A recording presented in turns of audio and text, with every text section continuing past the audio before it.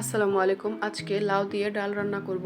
প্রথমে লাউয়ের খোসাটাকে ছিলে নিব, তারপর প্রয়োজন মতো ছোট ছোট টুকরো করে কেটে নিব। লাউ দিয়ে ডাল রান্না করলে লাউটা ছোট ছোট টুকরো করে কেটে নিতে হয়। তারপর এখানে লাউ আর প্রয়োজন মতো ডাল ধুয়ে বাটিতে রেখেছি। দেন একটি কড়াইয়ে রসুন কুচি আর পেঁয়াজ কুচি ভালো করে ভেজে নেবেন। এই রসুন কুচিটাই লাউ ডালের মধ্যে খুব সুন্দর ফ্লেভার ছড়াবে। এগুলো ভাজা হয়ে গেলে আমি একে একে সব মশলা দিয়ে দিব। হলুদ গুঁড়া, ধনিয়ার গুঁড়া আর সামান্য অল্প মরিচ গুঁড়া দিব, কারণ আমার ছোট বাচ্চা আছে। আপনারা আপনাদের ডাল ও লাউয়ের পরিমাণ অনুযায়ী মশলা কম বেশি দিবেন। অনেকে আবার যে কোনো তরকারিতে আদা বাটা, জিরা বাটা দিয়ে থাকে, কিন্তু আমরা এগুলো দেই না। ডাল, লাউ এগুলোতে অল্প করে মশলা দিলেই হয়।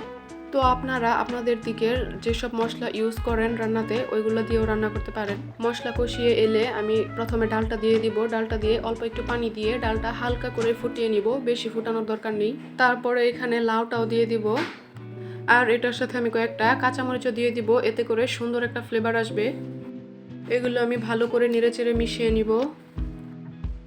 ডালের সাথে লাউটা দেওয়ার পর কিছুক্ষণ কষিয়ে নেবেন, তাহলে বেশ ভালো হবে। এখানে আমার কষানো হয়ে গিয়েছে। এখন আমি পরিমাণ মতো পানি দিয়ে দিব। আপনারা আপনাদের পরিমাণ অনুযায়ী পানি দিবেন। রান্নাটা আসলে পরিমাণের উপর ডিপেন্ড করে। এখানে আমি সব কিছুই নিজের পরিমাণ মতো আন্দাজে দিয়েছি, আপনারাও তাই করবেন।